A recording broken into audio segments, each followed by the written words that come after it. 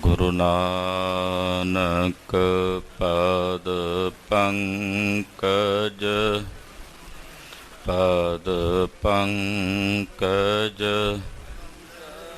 ਸਿਮਰੋ ਅੰਗਦ ਦੁਖ ਗੁਰ ਅਮਰਦਾਸ ਹਿਰਦੈ ਨਿਤ ਧਿਆਵੋ ਹਿਰਦੈ ਨਿਤ ਸ਼੍ਰੀ ਗੁਰੂ ਰਾਮਦਾਸ ਗੁਣ ਗੁਰੂ ਅਰਜਨ ਬਿਘਨਨ ਕੇ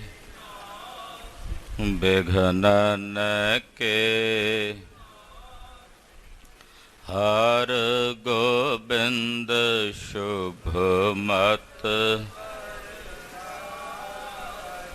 ਸ਼੍ਰੀ ਹਰਿ ਰਾਏ ਨਮੋ ਕਰ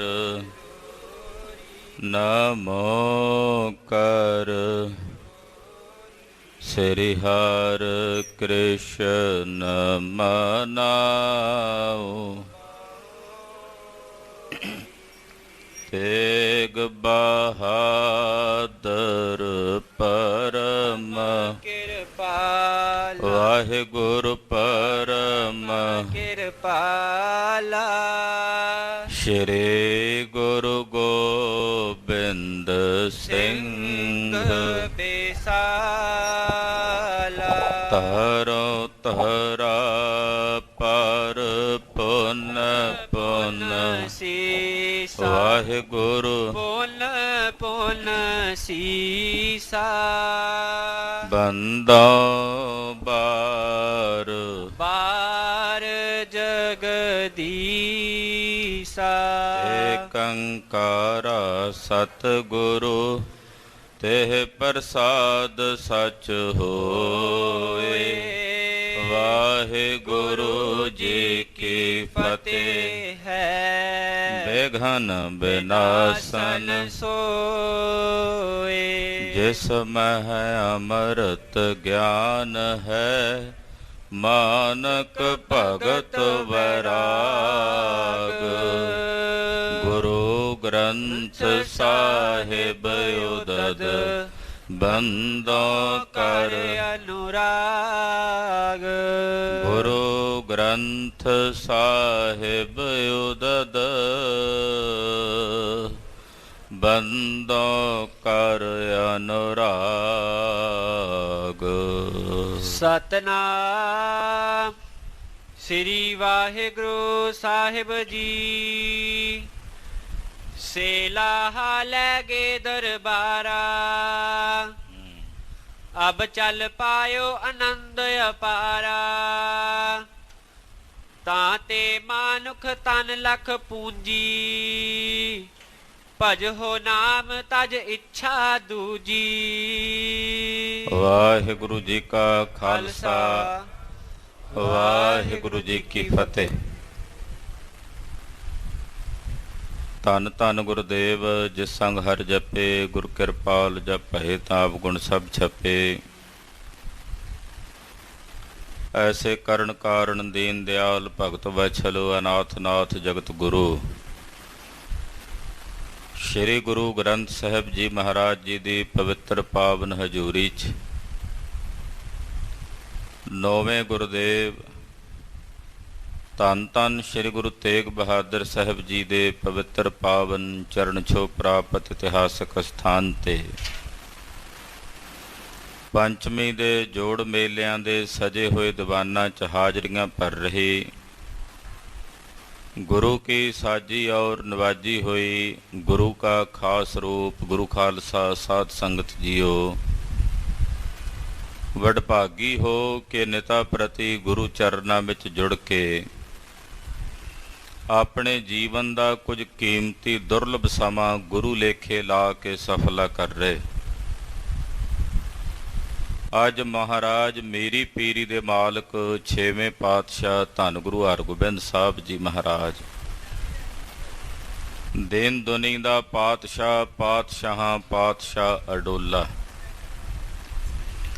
ਧੰਨ ਗੁਰੂ ਹਰਗੋਬਿੰਦ ਸਾਹਿਬ ਜੀ ਮਹਾਰਾਜ ਗਰੀਬ ਨਵਾਜ ਪਾਤਸ਼ਾਹ ਦਾ ਜੋਤੀ ਜੋਤ ਦਿਵਸ ਦਿਹਾੜਾ ਹੈ।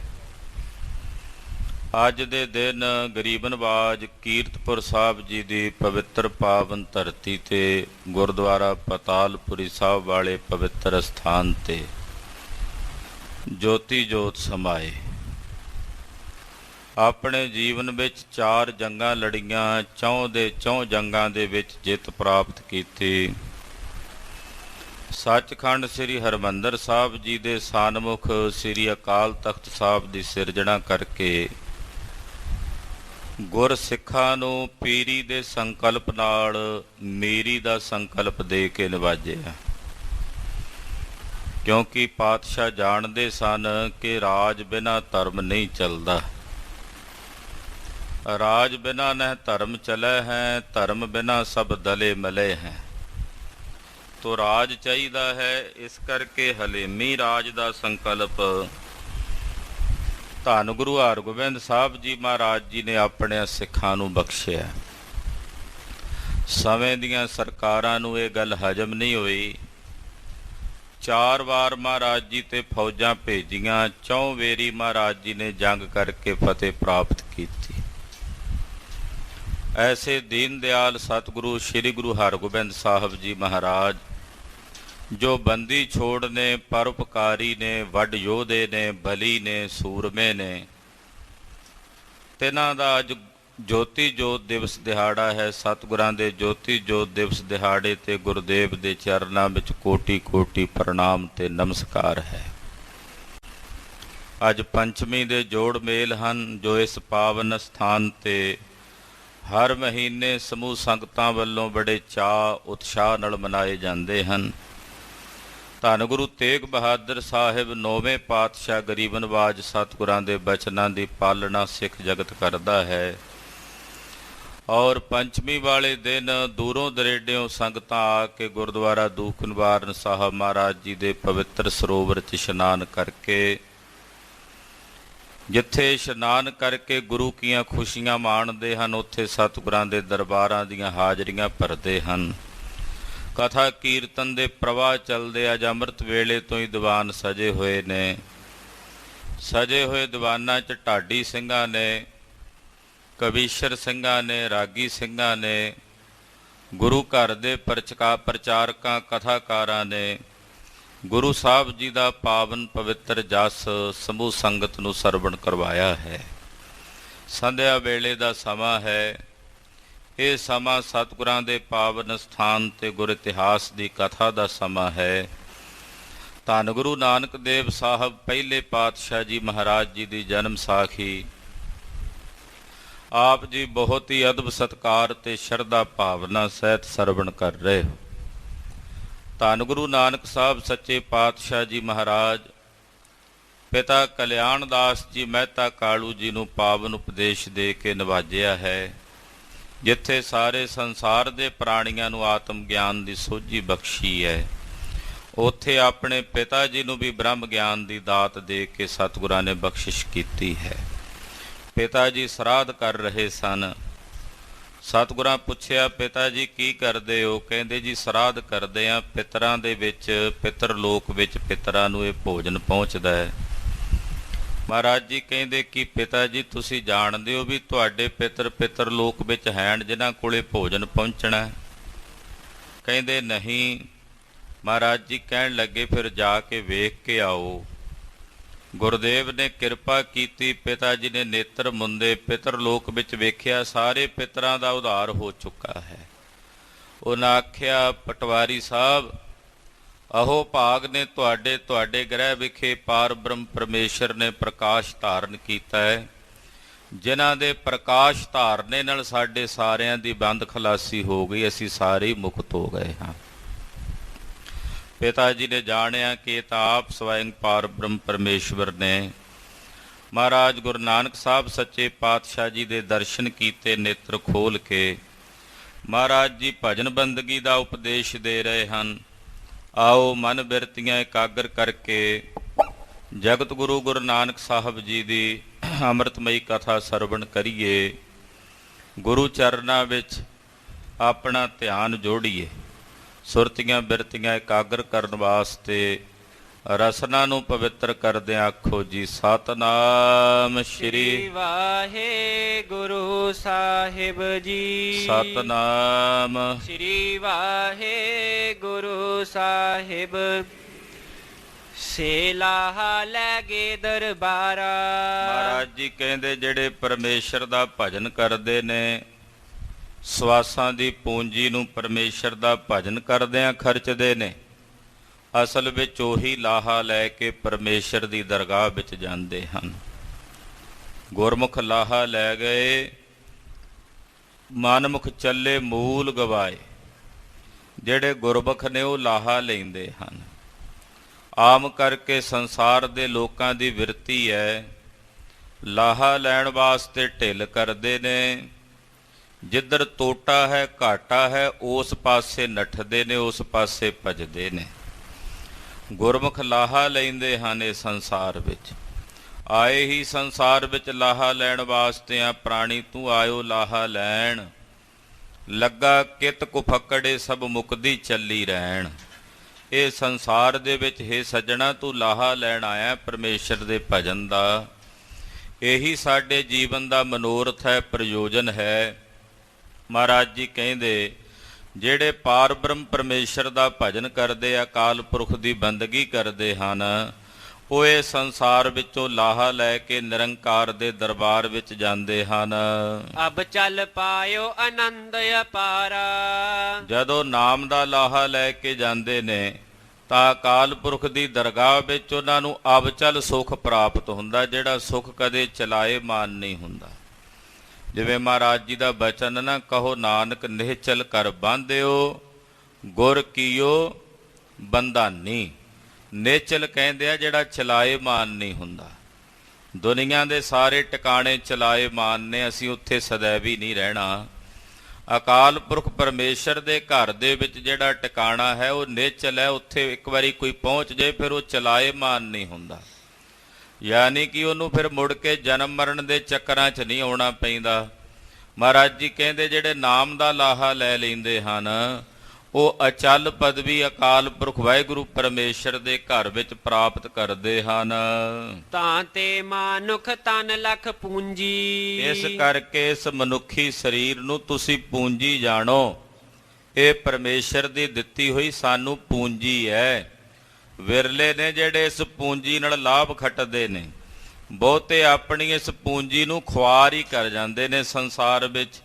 ਇਹ ਮਨੁੱਖੀ ਜਾਮਾ ਪਰਮੇਸ਼ਰ ਵੱਲੋਂ ਦਿੱਤਾ ਹੋਇਆ ਮਨੁੱਖ ਨੂੰ ਪੂੰਜੀ ਹੈ। ਭਜੋ ਨਾਮ ਤਜ ਇੱਛਾ ਦੂਜੀ। ਦੂਜੀਆਂ ਇੱਛਾਵਾਂ ਛੱਡ ਕੇ, ਦੂਜੀਆਂ ਆਸਾਂ ਛੱਡ ਕੇ ਇੱਕ ਅਕਾਲ ਪੁਰਖ ਵਾਹਿਗੁਰੂ ਪਰਮੇਸ਼ਰ ਦਾ ਭਜਨ ਕਰੋ। ਦੂਜੀ ਇੱਛਾ ਛੱਡ ਕੇ, ਯਾਨੀ ਕਿ ਦਵੈਸ਼ ਭਾਵ ਛੱਡ ਕੇ, ਦੂਜੇ ਭਾਵ ਦੀ ਦੁਬਦਾ ਦੀ ਬਿਰਤੀ ਦਾ ਤਿਆਗ ਕਰਕੇ ਇੱਕ ਨਿਰੰਕਾਰ ਅਕਾਲ ਪੁਰਖ ਵਾਹਿਗੁਰੂ ਪਰਮੇਸ਼ਰ ਦਾ ਭਜਨ ਕਰੋ। ਸੁਨ ਉਪਦੇਸ਼ ਧੰਨ ਧੰਨ ਕਹਿਹੀ। ਸਤਿਗੁਰੂ ਜੀ ਦਾ ਉਪਦੇਸ਼ ਸੁਣ ਕੇ ਅੱਗੋਂ ਸਭ ਕਹਿੰਦੇ ਮਹਾਰਾਜ ਜੀ ਤੁਸੀਂ ਧੰਨ ਹੋ। ਹੇ ਗੁਰੂ ਨਾਨਕ ਸਾਹਿਬ ਤੁਸੀਂ ਧੰਨ ਹੋ, ਸਾਡੇ ਨਗਰ ਵਿੱਚ ਆਪ ਜੀ ਨੇ ਪ੍ਰਕਾਸ਼ ਧਾਰਿਆ। ਤੁਹਾਡੇ ਪ੍ਰਕਾਸ਼ ਧਾਰਨੇ ਨਾਲ ਅਸੀਂ ਸਾਰੇ ਨਨਕਾਣਾ ਵਾਸੀ ਪਵਿੱਤਰ ਹੋ ਗਏ ਹਾਂ, ਪਾਵਨ ਹੋ ਗਏ ਹਾਂ। ਮਹਾਪੁਰਖ ਪੂਰਨ ਇਹ ਹੀ। ਲੋਕ ਕਹਿੰਦੇ ਆ ਨਨਕਾਣਾ ਸਾਹਿਬ ਦੇ ਕਿ ਇਹ ਮਹਾਨ ਪੁਰਖ ਨੇ, ਇਹ ਅਕਾਲ ਪੁਰਖ ਨੇ, ਇਹ ਆਪ ਪਾਰ ਬ੍ਰਹਮ ਪਰਮੇਸ਼ਵਰ ਹਨ। ਜਿਨ ਮਾਨਿਓ ਪੁਨ ਕੀਨ ਕਮਾਵਨ। ਜਿਨ੍ਹਾਂ ਨੇ ਗੁਰੂ ਨਾਨਕ ਸਾਹਿਬ ਦੇ ਬਚਨ ਸੁਣੇ, ਸੁਣ ਕੇ ਫਿਰ ਮੰਨੇ, ਮੰਨ ਕੇ ਫਿਰ ਕਮਾਈ ਕੀਤੀ। ਖਾਲਸਾ ਜੀ ਪਹਿਲਾ ਪੜਾਅ ਹੈ ਸੁਣਨਾ ਹੋਣਾ, ਤੁਸੀਂ ਬੈਠੇ ਸਾਰੇ ਸੁਣ ਰਹੇ ਹੋ। ਦੂਸਰਾ ਪੜਾਅ ਹੁੰਦਾ ਸੁਣ ਕੇ ਮੰਨਣ ਦਾ, ਫਿਰ ਉਹਨੂੰ ਮੰਨਣਾ ਵੀ ਹਾਂ ਇਹੀ ਸਹੀ ਹੈ ਜੋ ਕਿਹਾ ਜਾ ਰਿਹਾ ਹੈ। ਮੰਨਣ ਤੋਂ ਬਾਅਦ ਫਿਰ ਤੀਸਰਾ ਪੜਾਅ ਹੈ ਕਮਾਉਣ ਦਾ, ਕਿ ਉਹਦੇ ਮੁਤਾਬਕ ਫਿਰ ਚੱਲਣਾ, ਉਹਦੇ ਮੁਤਾਬਕ ਫਿਰ ਢਾਲਣਾ ਜੋ ਸੁਣਿਆ ਮੰਨਿਆ ਹੈ। ਮਹਾਰਾਜ ਜੀ ਦੇ ਬਚਨ ਜਿਨ੍ਹਾਂ ਨੇ ਸੁਣ ਕੇ ਮੰਨੇ ਹਨ, ਮੰਨ ਕੇ ਫਿਰ ਕਮਾਏ ਹਨ, ਤਿਨ ਹੀ ਲਹਿਓ ਪਰਮ ਪਦ ਪਾਵਨ। ਉਹਨਾਂ ਨੇ ਪਰਮ ਪਦਵੀ ਦੀ ਅਵਸਥਾ ਨੂੰ ਪ੍ਰਾਪਤ ਕਰ ਲਿਆ, ਉਹ ਪਰਮ ਪਦ ਨੂੰ ਪ੍ਰਾਪਤ ਹੋ ਗਏ। ਬਾਹਰ ਗਵਨ ਕੀ ਕਰ ਅਭਿਲਾਖਾ। ਹੁਣ ਸਤਿਗੁਰੂ ਜੀ ਨੇ ਨਨਕਾਣਾ ਸਾਹਿਬ ਜੀ ਤੋਂ ਚੱਲਣ ਦੀ ਅਭਿਲਾਖਾ ਕੀਤੀ ਹੈ। ਗਰੀਬ ਨਵਾਜ ਪਾਤਸ਼ਾਹ ਜੀ ਮਹਾਰਾਜ ਜੀ ਹੁਣ ਇੱਥੋਂ ਚੱਲਣਾ ਚਾਹੁੰਦੇ ਆ। ਵੇਖੋ ਆਪਣੀਆਂ ਜ਼ਿੰਮੇਵਾਰੀਆਂ ਵੀ ਸਾਹਿਬ ਨਿਭਾਉਂਦੇ ਆ ਜੋ ਇੱਕ ਗ੍ਰਸਤੀ ਦੀ ਹੈ। ਮਾਤਾ ਪਿਤਾ ਜੀ ਸੱਚਖੰਡ ਗਏ ਨੇ, ਖੁਦ ਆਪ ਆਪਣੇ ਹੱਥੀਂ ਉਹਨਾਂ ਦੇ ਸਰੀਰ ਦੀ ਅੰਤਮ ਕਿਰਿਆ ਗੁਰੂ ਨਾਨਕ ਸਾਹਿਬ ਨੇ ਨਿਭਾਈ ਹੈ। ਆਪ ਸਾਰੀ ਮਰਿਆਦਾ ਸਤਿਗੁਰੂ ਸੱਚੇ ਪਾਤਸ਼ਾਹ ਨੇ ਕੀਤੀ। ਐਸੇ ਦੀਨ ਦਿਆਲ ਨੇ ਗੁਰਦੇਵ। ਜਦੋਂ ਇਸ ਪਾਸਿਓਂ ਵਿਹਲੇ ਹੋਏ, ਹੁਣ ਮਹਾਰਾਜ ਜੀ ਨਨਕਾਣਾ ਸਾਹਿਬ ਤੋਂ ਅੱਗੇ ਹੋਰ ਜੀਵਾਂ ਦੇ ਭਲੇ ਵਾਸਤੇ ਜਾਣਾ ਚਾਹੁੰਦੇ ਹਨ। ਮੋਜ ਪੁਨ ਮਰਦਾਨੇ ਸੋ ਭਾਖਾ। ਭਾਈ ਬਾਲਾ ਜੀ ਔਰ ਭਾਈ ਮਰਦਾਨਾ ਜੀ ਨੂੰ ਸਤਿਗੁਰੂ ਜੀ ਕਹਿਣ ਲੱਗੇ, ਚਲੋ ਅਬੈ ਤਿਰਥਨ ਕੋ ਦੇਖੈ। ਕਹਿਣ ਲੱਗੇ ਚਲੋ ਮਰਦਾਨਿਆਂ, ਭਾਈ ਬਾਲਾ ਜੀ ਆਪਾਂ ਚੱਲ ਕੇ ਜਿਹੜੇ ਹੋਰ ਤੀਰਥ ਨੇ ਉਹਨਾਂ ਤੀਰਥਾਂ ਦੀ ਯਾਤਰਾ ਕਰੀਏ, ਤੀਰਥਾਂ ਦਾ ਭਰਮਣ ਕਰੀਏ ਜਿਨ੍ਹਾਂ ਤੀਰਥਾਂ ਦੇ ਉੱਤੇ ਲੋਕ ਯਾਤਰਾ ਕਰਦੇ ਹਨ। ਜਹ ਮਾਨਵ ਹੋਇ ਜਾਤ ਵਿਸ਼ੇਖੈ। ਜਿੱਥੇ ਵਿਸ਼ੇਸ਼ ਕਰਕੇ ਲੋਕ ਤੀਰਥਾਂ ਤੇ ਜਾਂਦੇ ਨੇ, ਤੀਰਥਾਂ ਤੇ ਜਾ ਕੇ ਇਸ਼ਨਾਨ ਕਰਦੇ ਨੇ, ਪਰ ਉਹਨਾਂ ਤੀਰਥਾਂ ਤੇ ਜਾ ਕੇ ਉਹ ਅਸਲ ਪ੍ਰਯੋਜਨ ਤੋਂ ਖੁੰਝੇ ਹੋਏ ਨੇ। ਤੀਰਥ ਯਾਤਰਾ ਕਰਦੇ ਨੇ, ਤੀਰਥਾਂ ਤੇ ਜਾਂਦੇ ਨੇ, ਪਰ ਜਿਹੜਾ ਪ੍ਰਯੋਜਨ ਹੈ ਉਹਦੇ ਤੋਂ ਖਾਲੀ ਹਨ। ਉਹ ਮਨੋਰਥ ਤੇ ਪ੍ਰਯੋਜਨ ਉਹਨਾਂ ਨੂੰ ਜਾ ਕੇ ਸਮਝਾਈਏ। ਨਾਰਜ ਪਾਨ ਮੇਲ ਕਹਿ ਲਾਲੂ। ਚਾਚਾ ਲਾਲੂ ਜੀ ਜੋ ਗੁਰੂ ਨਾਨਕ ਸਾਹਿਬ ਦੇ ਚਾਚਾ ਜੀ ਹਨ, ਪਿਤਾ ਮਹਿਤਾ ਕਾਲੂ ਜੀ ਤੋਂ ਛੋਟੇ ਸਨ, ਭਰਾ ਸਨ ਉਹਨਾਂ ਦੇ। ਚਾਚਾ ਲਾਲੂ ਜੀ ਨੇ ਆਪਣੇ ਦੋਵੇਂ ਹੱਥ ਜੋੜੇ, ਹੱਥ ਜੋੜ ਕੇ ਸਤਿਗੁਰੂ ਜੀ ਨੂੰ ਬੇਨਤੀ ਕਰਕੇ ਕਹਿਣ ਲੱਗੇ, ਤਾਤ ਚੱਲੇ ਹਮਰੋ ਕਿਹ ਹਾਲੂ। ਕਹਿਣ ਲੱਗੇ ਹੇ ਪੁੱਤਰ ਤੂੰ ਤਾਂ ਚੱਲਿਆ, ਹੁਣ ਸਾਡਾ ਕੀ ਹਾਲ ਹੋਵੇਗਾ ਤੁਹਾਡੇ ਟੁਰ ਗਿਆ। ਤੁਹਾਡੇ ਟੁਰ ਜਾਣ ਤੋਂ ਬਾਅਦ ਸਾਡੇ ਕੀ ਹਾਲਾਤ ਹੋਣਗੇ। ਝੂਠੋ ਜਗਤ ਸਾਚ ਧਰ ਆਪੂ। ਸਤਿਗੁਰੂ ਜੀ ਨੇ ਬਚਨ ਆਖਿਆ ਚਾਚਾ ਜੀ ਇਹ ਜਗਤ ਝੂਠਾ ਹੈ। ਝੂਠੇ ਜਗਤ ਨੂੰ ਮਨੁੱਖ ਸੱਚ ਕਰਕੇ ਸਮਝੀ ਬੈਠਾ ਹੈ। ਅਸੀਂ ਅੱਖਾਂ ਬੰਦ ਕਰਕੇ ਪੈਨੇ ਆ, ਸੁਪਨਾ ਆਉਂਦਾ ਹੈ। ਸੁਪਨਾ ਨੇਤਰ ਖੁੱਲ੍ਹਦਿਆਂ ਬਿਨਸ ਜਾਂਦਾ ਹੈ। ਨੇਤਰ ਜਿੰਨੇ ਚਿਰ ਬੰਦ ਨੇ ਉਦੋਂ ਤੱਕ ਸੁਪਨਾ ਹੈ, ਪਰ ਸੁਪਨਾ ਨੇਤਰ ਖੁੱਲ੍ਹਦਿਆਂ ਵਿਲੈ ਹੋ ਜਾਂਦਾ ਹੈ। ਇਸੇ ਤਰ੍ਹਾਂ ਆ ਜਿਹੜਾ ਬਾਹਰਲਾ ਜਗਤ ਹੈ ਇਹ ਵੀ ਸੁਪਨਾ ਹੈ, ਪਰ ਫਰਕ ਇੰਨਾ ਹੈ ਕਿ ਇਸ ਸੁਪਨੇ ਨੂੰ ਅਸੀਂ ਆਪਣੀਆਂ ਖੁੱਲੀਆਂ ਅੱਖਾਂ ਨਾਲ ਵੇਖ ਰਹੇ ਹਾਂ। ਅੱਖਾਂ ਬੰਦ ਕਰੋ ਤੇ ਇਹ ਵੀ ਤਾਂ ਖਤਮ ਹੋ ਜਾਂਦਾ। ਆਖੋ ਸਤਿਨਾਮ ਸ੍ਰੀ ਵਾਹਿਗੁਰੂ। ਇੱਕ ਉਹ ਸੁਪਨਾ ਜਿਹੜਾ ਸੁੱਤੇ ਪਿਆ ਵੇਖਦੇ ਆ, ਅੱਖਾਂ ਖੁੱਲਦੀਆਂ ਨੇ ਤੇ ਖਤਮ ਹੋ ਜਾਂਦਾ। ਇੱਕ ਆਹ ਸਾਰਾ ਸੰਸਾਰ ਜਿਹੜਾ ਵੇਖ ਰਹੇ ਆ ਇਹ ਖੁੱਲੀਆਂ ਅੱਖਾਂ ਨਾਲ ਵੇਖਣ ਵਾਲਾ ਸੁਪਨਾ ਹੈ। ਅੱਖਾਂ ਬੰਦ ਕਰਦੇ ਆ ਇਹ ਵੀ ਸਮਾਪਤ ਹੋ ਜਾਂਦਾ ਹੈ। ਇਹ ਵੀ ਸੁਪਨਾ, ਉਹ ਵੀ ਸੁਪਨਾ। ਉਸ ਸੁਪਨੇ ਦਾ ਸਾਨੂੰ ਬੋਧ ਹੈ ਕਿ ਉਹ ਸੁਪਨਾ ਹੈ, ਇਹਦਾ ਸਾਨੂੰ ਬੋਧ ਨਹੀਂ ਹੈ ਕਿ ਸੁਪਨਾ ਹੈ। ਇਸ ਸੁਪਨੇ ਨੂੰ ਹੀ ਅਸੀਂ ਸੱਚ ਕਰਕੇ ਸਮਝੀ ਬੈਠੇ ਹਾਂ। ਸੁਪਨੇ ਨੂੰ ਸੱਚ ਕਰਕੇ ਸਮਝਣ ਦਾ ਨਾਮ ਹੈ ਭਰਮ। ਇਸੇ ਨੂੰ ਮਹਾਂਪੁਰਸ਼ਾਂ ਨੇ ਭਰਮ ਕਿਹਾ। ਔਰ ਇਹ ਭਰਮ ਗੁਰੂ ਦੀ ਕਿਰਪਾ ਤੋਂ ਬਿਨਾਂ ਦੂਰ ਨਹੀਂ ਹੁੰਦਾ। ਬਿਨ ਨਾਮੈ ਭਰਮ ਨਾ ਜਾਈ। ਬਿਨਾਂ ਸਤਿਗੁਰਾਂ ਦੇ ਦਿੱਤੇ ਅੰਮ੍ਰਿਤ ਨਾਮ ਦੀ ਕਮਾਈ ਤੋਂ ਇਸ ਭਰਮ ਦੀ ਨਿਰਵਿਰਤੀ ਨਹੀਂ ਹੁੰਦੀ। ਸਿਮਰ ਨਾਮ ਨਹਿ ਸੋਗ ਕਦਾਪੂ। ਮਹਾਰਾਜ ਜੀ ਕਹਿੰਦੇ ਚਾਚਾ ਜੀ ਇਹ ਸੰਸਾਰ ਨਾਸ਼ਵਾਨ ਹੈ। ਪਰਮੇਸ਼ਰ ਦਾ ਸਿਮਰਨ ਕਰੋ। ਜਿਹੜੇ ਅਕਾਲ ਪੁਰਖ ਦਾ ਸਿਮਰਨ ਕਰਦੇ ਨੇ ਉਹਨਾਂ ਨੂੰ ਕਦੇ ਸੋਗ ਨਹੀਂ ਵਿਆਪਦਾ। ਉਹ ਕਦੇ ਕਿਸੇ ਸੋਗ ਕਰਕੇ, ਕਦੇ ਕਿਸੇ ਦੁੱਖ ਕਰਕੇ ਵਿਆਪਕ ਨਹੀਂ ਹੁੰਦੇ। ਦੋਹਰਾ ਜਾਫਲ ਸਤਿਗੁਰ ਬਚਨ ਕਰ, ਮੋਹ ਸੰਨ ਕਰ ਨਾਸ਼। ਖਾਲਸਾ ਜੀ ਇੱਕ ਬਿਮਾਰੀ ਹੁੰਦੀ ਹੈ, ਉਹਨੂੰ ਬੇਹੋਸ਼ੀ ਦੀ ਬਿਮਾਰੀ ਕਹਿੰਦੇ, ਵੀ ਬੇਹੋਸ਼ੀ ਹੋ ਜਾਣੀ। ਪੁਰਾਤਨ ਸਮਿਆਂ ਵਿੱਚ ਉਹਦਾ ਇਲਾਜ ਹੁੰਦਾ ਸੀ ਜਾਇਫਲ। ਜਾਇਫਲ ਹੁੰਦਾ ਇੱਕ ਦਾਣੇ ਆਕਾਰ ਦਾ, ਜਿਹੋ ਜਿਹਾ ਛੁਹਾਰਾ ਹੁੰਦਾ ਉਹਦੇ ਵਰਗਾ। ਉਹਦੀ ਤਾਸੀਰ ਬੜੀ ਗਰਮ ਹੁੰਦੀ ਹੈ।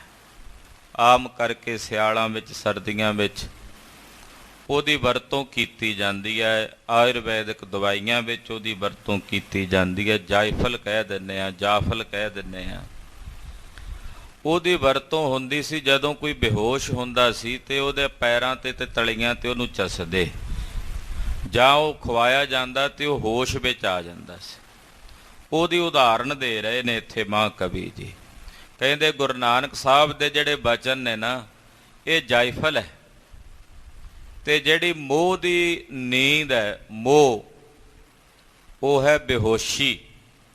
ਮੋਹ ਤੇ ਮਮਤਾ ਦੀ ਬੇਹੋਸ਼ੀ ਨੂੰ ਦੂਰ ਕਰਨ ਵਾਸਤੇ ਗੁਰੂ ਨਾਨਕ ਸਾਹਿਬ ਦੇ ਬਚਨ ਉਹ ਜਾਇਫਲ ਦਾ ਕੰਮ ਕਰਦੇ ਹਨ। ਮੋਦ ਕੰਠ ਧਰ ਕਹਿਤ ਭਾ, ਤਾਤ ਖੇਲ ਜਹ ਆਸ। ਇੱਕਦਮ ਚਾਚੇ ਲਾਲੂ ਦੇ ਅੰਦਰੋਂ ਮੋਹ ਦਾ ਪਰਦਾ ਦੂਰ ਕਰਤਾ ਸਤਿਗੁਰਾਂ ਨੇ। ਜਿਵੇਂ ਜਾਇਫਲ ਨਾਲ ਬੇਹੋਸ਼ੀ ਦੂਰ ਹੋ ਜਾਂਦੀ ਹੈ ਨਾ, ਇੱਦਾਂ ਗੁਰੂ ਸਾਹਿਬ ਦੇ ਬਚਨਾਂ ਨਾਲ ਚਾਚੇ ਲਾਲੂ ਦੇ ਅੰਦਰੋਂ ਮੋਹ ਦਾ ਪਰਦਾ ਦੂਰ ਹੋ ਗਿਆ। ਉਹੀ ਚਾਚਾ ਲਾਲੂ ਜਿਹੜਾ ਕੁਝ ਸਮਾਂ ਪਹਿਲਾਂ ਕਹਿ ਰਿਹਾ ਸੀ, ਪੁੱਤਰ ਨਾਨਕ ਤੇਰੇ ਬਿਨਾਂ ਕਿਵੇਂ ਰਵਾਂਗੇ, ਉਹੀ ਚਾਚਾ ਲਾਲੂ ਹੁਣ ਕਹਿਣ ਲੱਗਾ, ਹੇ ਨਾਨਕ ਜਿੱਥੇ ਤੇਰੀ ਇੱਛਾ ਹੈ ਤੂੰ ਸੁਤੰਤਰ ਹੋ ਕੇ ਵਿਚਰ। ਜਿੱਥੇ ਤੇਰੀ ਇੱਛਾ ਹੈ ਤੂੰ ਉੱਥੇ ਹੀ ਖੇਡ, ਜਿੱਥੇ ਤੇਰੇ ਜਾਣ ਦੇ ਮਨ ਦੀ ਕਾਂਖਾ ਹੈ ਉੱਥੇ ਜਾਓ। ਚੌਪਈ ਸੁਨ ਸ਼੍ਰੀ ਅੰਗਦ ਧਾਰਿਓ ਮੰਗਾ। ਇਹ ਕਥਾ ਭਾਈ ਸਾਹਿਬ ਭਾਈ ਬਾਲਾ ਜੀ ਸੁਣਾ ਰਹੇ ਨੇ ਗੁਰੂ ਅੰਗਦ ਦੇਵ ਸਾਹਿਬ ਨੂੰ। ਕਹਿੰਦੇ ਹੇ ਗੁਰੂ ਅੰਗਦ ਦੇਵ ਸਾਹਿਬ ਕਿਰਪਾ ਕਰਕੇ ਸੁਣੋ। ਮੁਝ ਮਰਦਾਨੇ ਕੋ ਲੀਏ ਸੰਗਾ। ਸਤਿਗੁਰੂ ਜੀ ਨੇ ਮੈਨੂੰ ਤੇ ਭਾਈ ਮਰਦਾਨੇ ਨੂੰ ਦੋਨਾਂ ਨੂੰ ਆਪਣੇ ਨਾਲ ਲੈ ਲਿਆ। ਮਿਲ ਸਭ ਸੋ ਕੀਨੋ ਪ੍ਰਸਥਾਨਾ। ਔਰ ਸਾਨੂੰ ਨਾਲ ਲੈ ਕੇ ਸਾਰੇ ਨਗਰ ਨਿਵਾਸੀਆਂ ਨੂੰ ਮਿਲੇ। ਸਭ ਨੂੰ ਮਿਲ ਕੇ ਸਤਿਗੁਰੂ ਜੀ ਨੇ ਰਾਏ ਭੋਏ ਦੀ ਤਲਵੰਡੀ ਸ੍ਰੀ ਨਨਕਾਣਾ ਸਾਹਿਬ ਤੋਂ ਸੱਚੇ ਪਾਤਸ਼ਾਹ ਜੀ ਚੱਲੇ। ਜੀਤਨ ਦੰਬੀ ਜੇ ਅਗਿਆਨਾ। ਪਖੰਡੀਆਂ ਨੂੰ ਜਿੱਤਣ ਵਾਸਤੇ, ਜਿਹੜੇ ਅਗਿਆਨੀ ਸਨ, ਜਿਹੜੇ ਅਗਿਆਨਤਾ ਵਸ ਹੋ ਕੇ ਪਖੰਡ ਕਰ ਰਹੇ ਸੀ, ਉਹਨਾਂ ਪਖੰਡੀਆਂ ਨੂੰ ਜਿੱਤਣ ਵਾਸਤੇ ਸਤਿਗੁਰੂ ਜੀ ਚੱਲੇ ਹਨ। ਕਬਿਤ ਦੇਗ ਬੇਜਾ ਹੇਤ ਸਾਜ ਬੇਦੀ ਕੁਲ ਕੇਤ ਦਲ। ਖਾਲਸਾ ਜੀ ਗੁਰੂ ਨਾਨਕ ਸਾਹਿਬ ਜੀ ਦਾ ਇੱਕ ਅਲੰਕਾਰ ਬੰਧ ਰਹੇ ਨੇ ਮਹਾਂਕਵੀ ਜੀ।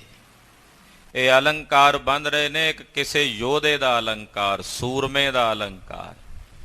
ਕਹਿੰਦੇ ਦਿਸ਼ਾਵਾਂ ਨੂੰ ਜਿੱਤਣ ਵਾਸਤੇ ਦਿਗ ਬੇਜਾ ਹੇਤ, ਜਿਹੜੀਆਂ ਚਾਰੇ ਪਾਸੇ ਦਿਸ਼ਾਵਾਂ, 10 ਦਿਸ਼ਾਵਾਂ, ਉਹਨਾਂ ਨੂੰ ਵਿਜੇ ਕਰਨ ਲਈ ਜਿੱਤਣ ਵਾਸਤੇ ਬੇਦੀਆਂ ਦੇ ਕੁਲ ਦੇ ਕੇਤੂ ਜਗਤ ਗੁਰੂ ਗੁਰੂ ਨਾਨਕ ਸਾਹਿਬ ਜੀ ਨੇ ਆਪਣਾ ਸਾਜ ਬਣਾਇਆ ਹੈ। ਚਲੇ ਦੰਬ ਦਲ ਬੇਕੋ ਦਲਨ ਬਿਦਾਰਿਆ। ਪਖੰਡ ਨੂੰ ਦਲਣ ਵਾਸਤੇ ਜਿਵੇਂ ਸੂਰਮਾ ਚੜ੍ਹਾਈ ਕਰਦਾ ਨਾ ਕੋਈ ਦੁਸ਼ਮਣ ਨੂੰ ਜਿੱਤਣ ਲਈ, ਗੁਰੂ ਨਾਨਕ ਸਾਹਿਬ ਨੇ ਚੜ੍ਹਾਈ ਕੀਤੀ ਹੈ। ਮਹਾਰਾਜ ਜੀ ਨੇ ਹਮਲਾ ਕੀਤਾ ਕਿਹਦੇ ਤੇ? ਪਖੰਡ ਦਾ ਨਾਸ਼ ਕਰਨ ਵਾਸਤੇ, ਦੰਭੀਆਂ ਨੂੰ, ਪਖੰਡੀਆਂ ਨੂੰ ਬਿਦਾਰਨ ਵਾਸਤੇ ਮਹਾਰਾਜ ਗੁਰੂ ਨਾਨਕ ਸਾਹਿਬ ਚੱਲੇ ਹਨ। ਭਗਤ ਕੀ ਕੇਤ ਪਟ ਪ੍ਰੇਮ ਕੇ ਸੁਮੇਤ ਕਰ।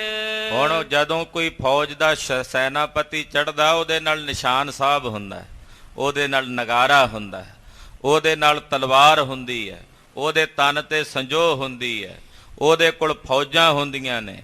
ਇਹ ਸਾਰਾ ਕੁਝ ਹੁੰਦਾ ਨਾ ਇੱਕ ਯੋਧੇ ਦੇ ਪਾਸ ਜਦੋਂ ਚੜ੍ਹਾਈ ਕਰਦਾ। ਗੁਰੂ ਨਾਨਕ ਸਾਹਿਬ ਕੋਲ ਨਿਸ਼ਾਨ ਸਾਹਿਬ ਕਿਹੜਾ? ਕਹਿੰਦੇ ਗੁਰੂ ਨਾਨਕ ਸਾਹਿਬ ਦੇ ਕੋਲ ਜਿਹੜਾ ਨਿਸ਼ਾਨ ਹੈ ਉਹ ਹੈ ਭਗਤੀ ਦਾ ਨਿਸ਼ਾਨ। ਗੁਰੂ ਨਾਨਕ ਸਾਹਿਬ ਦੇ ਘਰ ਦਾ ਨਿਸ਼ਾਨ ਭਗਤੀ ਦਾ ਨਿਸ਼ਾਨ ਹੈ। ਭਗਤੀ ਦਾ ਨਿਸ਼ਾਨ ਕਹਿੰਦੇ ਉਹ ਝੂਲ ਰਿਹਾ, ਭਗਤ ਕੀ ਕੇਤ ਪਟ ਪ੍ਰੇਮ ਕੇ ਸਮੇਤ ਕਰ। ਭਗਤੀ ਦਾ ਨਿਸ਼ਾਨ ਦੇ ਉੱਤੇ ਕੱਪੜਾ ਨਹੀਂ ਚੜਿਆ ਹੁੰਦਾ। ਆਪਣੇ ਨਿਸ਼ਾਨ ਸਾਹਿਬਾਂ ਦੇ ਉੱਤੇ ਕੇਸਰੀ ਰੰਗ ਦਾ, ਸੁਰਮਈ ਰੰਗ ਦਾ ਇਹ ਵਸਤਰ ਚੜਿਆ ਹੁੰਦਾ।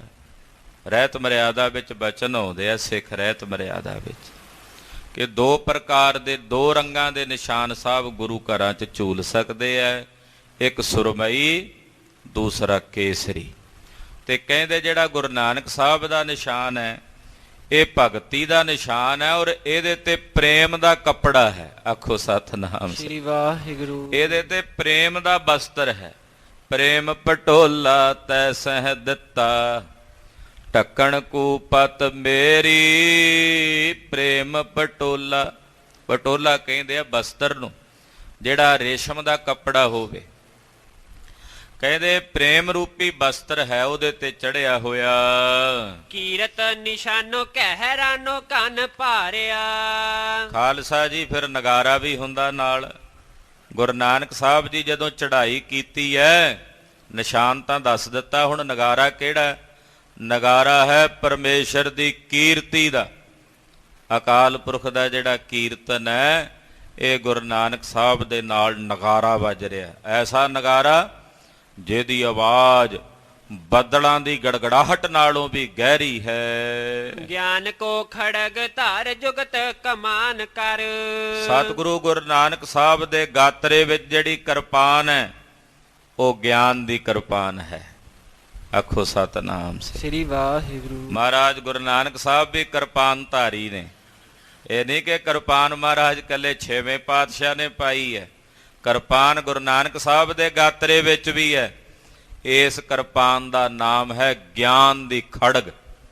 ਇਹ ਗਿਆਨ ਦੀ ਖੜਗ, ਗਿਆਨ ਦੀ ਕਿਰਪਾਨ, ਉਹ ਮਹਾਰਾਜ ਸੱਚੇ ਪਾਤਸ਼ਾਹ ਜੀ ਨੇ ਧਾਰੀ ਹੈ। ਤੇ ਜਿਹੜੀ 6ਵੇਂ ਪਾਤਸ਼ਾਹ ਦੀ ਕਿਰਪਾਨ ਹੈ ਉਹ ਵੀ ਗਿਆਨ ਹੀ ਦਿੰਦੀ। ਉਹ ਜ਼ਾਲਮਾਂ ਨੂੰ ਗਿਆਨ ਦਿੰਦੀ ਹੈ ਵੀ ਬੰਦੇ ਦੇ ਪੁੱਤ ਬਣ ਜਾਓ, ਨਹੀਂ ਤਾਂ ਆ ਵੀ ਖੜੀ ਹੈ ਸਾਹਮਣੇ ਤੁਹਾਨੂੰ ਰੋਕਣ ਵਾਸਤੇ। ਗਿਆਨ ਉਹ ਵੀ ਦਿੰਦੀ ਹੈ। ਸਿੰਘ ਦੇ ਗਾਤਰੇ 'ਚ ਪਈ ਕਿਰਪਾਨ ਵੀ ਗਿਆਨ ਦਿੰਦੀ ਹੈ। ਇਹ ਜ਼ੁਲਮ ਦੇ ਖਿਲਾਫ ਹੈ, ਜਰਵਾਣਿਆਂ ਦੇ ਖਿਲਾਫ ਹੈ, ਅਨੀਤੀਆਂ ਦੇ ਖਿਲਾਫ ਹੈ, ਕੁਰੀਤੀਆਂ ਦੇ ਖਿਲਾਫ ਹੈ। ਤੋ ਇੱਥੇ ਸਤਿਗੁਰੂ ਗੁਰੂ ਨਾਨਕ ਸਾਹਿਬ ਜੀ ਦੇ ਗਾਤਰੇ ਵਿੱਚ ਗਿਆਨ ਕੋ ਖੜਗ ਧਾਰ, ਗਿਆਨ ਦੀ ਕਿਰਪਾਨ ਹੈ। ਜੁਗਤ ਕਮਾਨ ਕਰ, ਤੇ ਗੁਰੂ ਨਾਨਕ ਸਾਹਿਬ ਦੇ ਕੋਲ ਕਮਾਨ ਵੀ ਹੈ। ਕਮਾਨ ਤਨਖ ਹੁੰਦਾ ਨਾ, ਕਿਹੜੀ ਕਮਾਨ ਹੈ? ਜੁਗਤੀਆਂ। ਵੀ ਗਿਆਨ ਜੁਗਤੀ ਨਾਲ ਕਿਹਾ ਜਾਂਦਾ ਨਾ, ਜਿਵੇਂ ਆ ਕਥਾ ਹੋ ਰਹੀ ਹੈ ਗਿਆਨਮਈ, ਜੁਗਤੀਆਂ ਉਕਤੀਆਂ ਨਾਲ ਹੀ ਬਿਆਨ ਹੁੰਦੀ ਹੈ ਨਾ। ਜਿਹੜੀਆਂ ਗੁਰੂ ਨਾਨਕ ਸਾਹਿਬ ਦੀਆਂ ਬਾਤਾਂ ਜੁਗਤੀਆਂ ਨਾਲ ਬਿਆਨ ਹੁੰਦੀਆਂ ਨੇ, ਉਹ ਜਿੰਨੀ ਜੁਗਤ ਹੈ ਨਾ ਗੁਰੂ ਨਾਨਕ ਸਾਹਿਬ ਦੀ, ਉਹ ਹੈ ਤਨਖ, ਉਹ ਹੈ ਕਮਾਨ। ਨਾਨਾ ਦ੍ਰਿਸ਼ਟਾਂਤ ਲੀਨ ਸ਼ਿਲੀ ਮੁਖ ਧਾਰਿਆ। ਜਿਹੜੇ ਨਾਨਾ ਪ੍ਰਕਾਰ ਦੇ ਦ੍ਰਿਸ਼ਟਾਂਤ ਦਿੱਤੇ ਨੇ ਗੁਰੂ ਨਾਨਕ ਸਾਹਿਬ ਨੇ ਆਪਣੀ ਬਾਣੀ ਦੁਆਰਾ।